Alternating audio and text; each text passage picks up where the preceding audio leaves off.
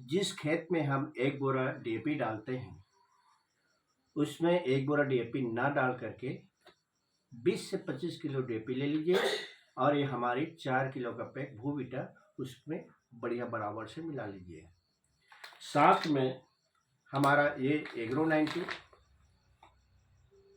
इसको 200 ml उसमें डाल करके बहुत बढ़िया बारीकी तौर पर मिला लीजिए। उसके बाद अपने ज़मीन पे छिड़काव कीजिए। छिड़काव करने के बाद अपने धान को रोपाई कर दीजिए, या सूखा बो रहे हैं तो धान का बीजा गिराइए, या लईहरा बो रहे हैं तो लईहरा धान का बीजा गिराइए। ये इस प्रकार से इसको डाला जाता है। यदि हम ये तीनों प्रक्रिया से चूक गए तो जो किसान चलाई खुदाई करते हैं उसके बाद में भी आप इसको डाल सकते हैं। 4 विधि से हमारी जमीन में इसका छिड़काव किया जा सकता है। ठीक है, अब इसका काम क्या है मैं इसके संबंध में बता रहा हूँ कि ये जैसे हमारी जमीन पे पड़ता है, हमारी जमीन को कंडीशनरिंग करता है, मतलब पीएच मान को बना करके रखता है। साथ में हमारी जमीन में जो हमारी जीव मित्र होता है, केचुआ है, घुई है, केकड़ा है, घोंघी है, दीमक है, ये सारा चीज का उपचार करता है। साथ ही साथ हमारी जमीन के अंदर में जो नुकसानदेह होता है उसको भी ये ग्रोथ होने को रोकता है, ग्रोथ होने नहीं देता है, उसमें रुकावट डालता है। ठीक है, इसका काम तो इतनी है। इसके बाद हमें क्या करना पड़ेगा, जैसे ही यदि हम धान का रोपाई किए हैं, इसको डाल करके धान का रोपाई किए हैं, उसके बाद में ये हमारे इको हरियाली 20 से 25 दिन के बाद में हम प्रथम जो यूरिया डालते हैं, तो 1 एकड़ में यदि हम 1 बोरा डायरेक्ट यूरिया डालते हैं तो हमें 1 बोरा यूरिया नहीं डालना पड़ेगा, उसमें का आधा कटौती कर दीजिए। 20 से 25 किलो यूरिया में ये हमारे आधा किलो का पैक इको हरियाली जो है इसको बढ़िया मिला करके अपनी 1 एकड़ जमीन में छिड़काव कर सकते हैं।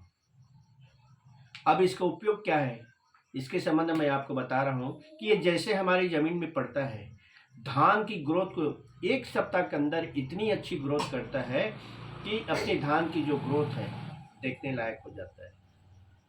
यूरिया क्या करता है कि जैसे हम डालते हैं 1 सप्ताह से 10 दिन के अंदर अपना कलर को चढ़ाता है और 11वें दिन के बाद वो अपना कलर को उतारना शुरू कर देता है।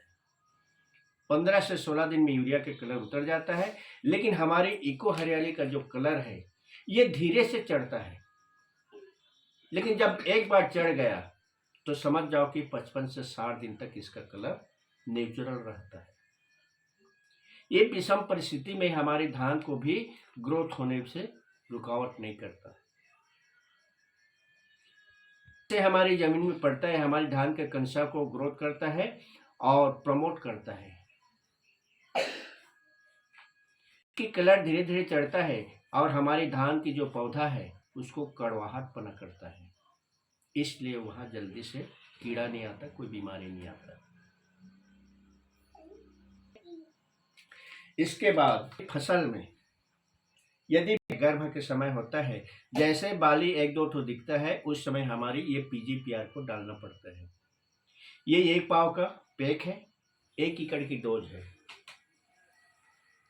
हर एकड़ में 10 टंकी छिड़काव करना है तो 1 टंकी में 25 ml डाल करके, साथ में इसके साथ में 10 ml हमारे एग्रो 90 दोनों को मिक्सर करके छिड़काव करना है। अब इसमें होता क्या है, जैसे हमारी जमीन में धान की फसल में पड़ता है तो हमारी धान की बाली में जो भी फूल आता है एक भी फूल झड़ने नहीं देता। 100% पकने का संभावना होता है, बदरा नहीं होता है।